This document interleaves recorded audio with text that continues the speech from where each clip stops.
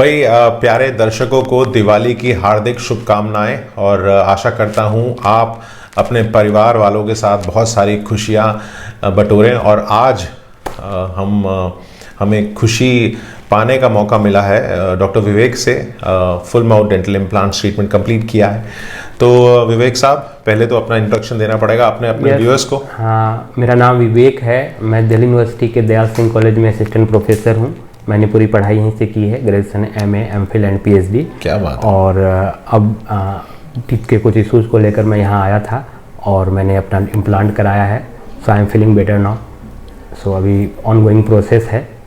तो अभी जब पूरा प्रोसेस जब हमने किया था, अपने व्यूअर्स को भी दिखाऊंगा, तो काफ़ी यंग है आप। तो एक यंग एज में दांत इतने खो देना और मेंटेन ना करना, उसके पीछे का राज बताइए। हाँ, एक्चुअली कहूँगा कि 2-3 साल पहले, कोविड के पहले ही दांत में कुछ एक दांत से प्रॉब्लम शुरू हुई थी। तो 2-3 साल पहले एक ही दांत में प्रॉब्लम शुरू हुई थी। लेकिन उस दांत का प्रॉब्लम फिर वो बढ़ता गया, क्योंकि कोविड की वजह से मैं थोड़ा सा डिस्टेंस भी मेंटेन कर रहा था और उसमें के सिचुएशन भी ऐसे थे। बट लास्ट 3 ईयर के अंदर ही, 2 to 3 ईयर के अंदर वो काफ़ी डिटोरिएट हो गए और उसकी वजह से वो इन्फेक्शन फैल के 8-10 दांत तक फैल गया था और वो काफ़ी कमज़ोर हुए। और उसके बाद फिर मैंने फ्लैप सर्जरी करा के कोशिश की कि शायद वो ठीक हो जाए, लेकिन फ्लैप सर्जरी से भी पूरी तरह से नहीं हुआ। फिर मैंने आपके बारे में, in fact it was also my research, I found you. अच्छा, कि मैंने ही तो कहाँ से ढूंढा आपने हमें? कुछ फ्रेंड्स के थ्रू और प्लस इंटरनेट के थ्रू। अच्छा। तो मैंने आपके सारे कुछ आर्टिकल्स भी पढ़े, आपके सारे जो भी इंस्टीट्यूट हैं सारे पढ़े थे।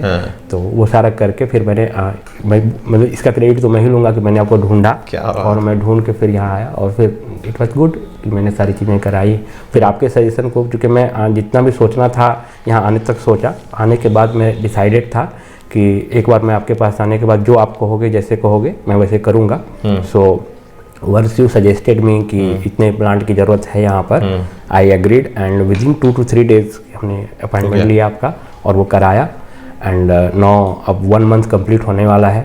तो 1 मंथ के अंदर एटलीस्ट मेरे पास एक टेम्प्रेरी टीथ है अब, जो नेक्स्ट 3 to 4 मंथ के बाद एक परमानेंट टीथ से रिप्लेस होगा। तो ये एक्सपीरियंस। तो जब सर्जरी के दौरान जब हमने एक्सट्रैक्शन किए थे, दांत निकाले थे और जब इम्प्लांट प्लेस किए थे, किसी तरह का कोई डिस्कम्फर्ट रहा उस समय? कुछ नहीं, डिस्कम्फर्ट नहीं था ऐसा, एटलीस्ट क्लिनिक की तरफ से डिस्कम्फर्ट नहीं था। वो तो ठीक था, क्योंकि वो प्रोसीजर है, जहाँ पेन होना है थोड़ा बहुत वो तो होना ही है। लेकिन ठीक था। मतलब I should must mention it here that your staffs are very good. At least जो डॉक्टर और कर रही हैं वो कॉपरेट करने वाली हैं, वो कोई एरोगेंट नहीं है। हाँ, तो वो एक बहुत अच्छा किसी भी पेशेंट के लिए बहुत इंपॉर्टेंट होता है कि अगर स्टाफ अगर उसके फीडबैक्स हम इसलिए लेते हैं बिकॉज हम भी चाहते हैं और बेटर हो, हम भी चाहते हैं और अच्छा ट्रीटमेंट हो। हमने आपको जब गाइड्स अभी दिखाई थी, गाइड्स जो पूरा जो सर्जरी हुई थी, एक्सट्रैक्शन किया, पूरा जो गाइड जैसे प्रिंट किया दिखाया था, तो फर्क लगता है? डिजिटल इम्प्लांट्स ने काफी कुछ आसान कर दिया है ट्रीटमेंट। आपको implant placement, extractions, bone grafting और दांत बहुत जल्दी मिल जाते हैं। बिल्कुल मिलते हैं, वो भी सीधे रास्ते वाले इम्प्लांट्स, कन्वेंशनल इम्प्लांट्स में कन्वेंशन और कॉन्फिडेंस भी आता है कि अच्छा चलो ठीक है, जो हो रहा है ठीक हो रहा है, जो बेस्ट ट्रीटमेंट अवेलेबल है अभी वो मेरे साथ हो रहा है। बाकी तो सब गॉड है, उसके ऊपर डिपेंड करेगा। लेकिन हाँ ठीक है, अभी तक जो भी हुआ मुझे। देखो, साथ पेशेंट का मिलना बहुत ज़रूरी है। आपने भी साथ दिया आपको, और सबसे ज़रूरी चीज़ है कि जो भी हम ट्रीटमेंट कर रहे थे, इनको पता था कि क्या हो रहा है और वो साथ देना बड़ा इम्पोर्टेंट। तो अब उन पेशेंट्स को कुछ कहना चाहेंगे जो अभी भी जूझ रहे हैं इन्फेक्शन के साथ, दांतों के साथ, और चाह रहे हैं डेंटल इम्प्लांट ट्रीटमेंट कराना, बट सोच रहे हैं कि क्या होगा?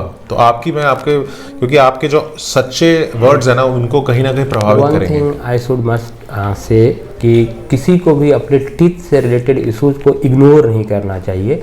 टीथ से रिलेटेड इश्यूज, अगर मैं 2.5 से 3 साल पहले आया होता, जैसे फर्स्ट इंप्रेशन में आपने भी देखा तो 2 इम्प्लांट आपने बताया कि यहाँ लगेगा, फिर आपने क्लोजली इसको जब देखा तो लगा कि अच्छा इतने लगने वाले हैं। लेकिन सचमुच में अगर 2 से 3 साल पहले जब मेरा शुरू हुआ था, अगर मैंने उसी समय कराया होता तो शायद ये इतने इम्प्लांट की जरूरत नहीं पड़ती। हो सकता है फ्लैप सर्जरी से ही ठीक हो जाता। तो अगर कभी भी टीथ में कोई इशूज हो, जो कॉमन ह्यूमन बीइंग का ये नेचर है कि टीथ को हम बहुत ही लाइटली लेते हैं, लाइटली नहीं लेना चाहिए। और जहाँ भी छोटी सी भी प्रॉब्लम हो तुरंत डेंटिस्ट से कंसल्ट करके उसको ट्रीटमेंट कराने की बहुत अच्छी बात और बहुत अच्छी बात बोली उन्होंने, before it gets too late. लापरवाही बिल्कुल नहीं करनी है। कई बार होता है कि सिर्फ आपके 2 दांत निकल के इम्प्लांट हो जाता है और कई बार वो इन्फेक्शन पूरी हड्डी में फैल जाता है। जैसे हमने इनके 10 एक्सट्रैक्शन किए, 10 दांत निकाले, 5 इम्प्लांट प्लेस किए। तो लापरवाही और देरी नहीं करनी है, डेंटिस्ट के पास जाना है, विजिट करना है, चाहे वो डिजिटल इम्प्लांट्स हो, चाहे वो माइक्रोस्कोपिक सर्जरी हो, चाहे वो कैड कैम प्लानिंग हो, चाहे वो गाइडेड इम्प्लांट्स हो। इजी है, आसान सफ़र है। माइक्रोस्कोप से सर्जरीज मैग्नीफाइड हो जाती हैं, इंजेक्शन भी पेनलेस है, एनेस्थीसिया भी आसान हो जाता है, मॉनिटर करते रहते हैं पेशेंट्स की ओवरऑल हेल्थ। तो सिडेशन में हम लोग ये प्रोसेस करते हैं, तो आसान है। तो जानना चाहते हैं अगर इम्प्लांट्स के बारे में, कन्वेंशनल इम्प्लांट्स के बारे में, तो मुझे डीएम कर सकते हैं। और smile stories, true patient feedbacks हम रोज़ शेयर करते हैं। आशा करता हूं कि अगर अच्छा लगी वीडियो तो ज़रूर लाइक कीजिएगा अपने फ्रेंड्स के साथ, अपने साथियों के साथ। और अगर जानना चाहते हैं इम्प्लांट्स के बारे में तो मुझे डीएम कर सकते हैं। बहुत बहुत शुक्रिया विवेक जी, दिवाली बहुत बहुत मुबारक हो आपको भी। और आशा करता हूँ कि आपकी जो ज़िंदगी है वो खुशहाली भरी बीते और नए दांतों के साथ एक नई लक आए आपके जीवन में। Thank you so much sir, and I also wish happy Diwali to you and your all staff. Thank you कि आप सभी को happy Diwali. Thank you sir, उम्मीद करते हैं कि सारा चीज़ अच्छे से गुजरे। Thank you sir, thank you.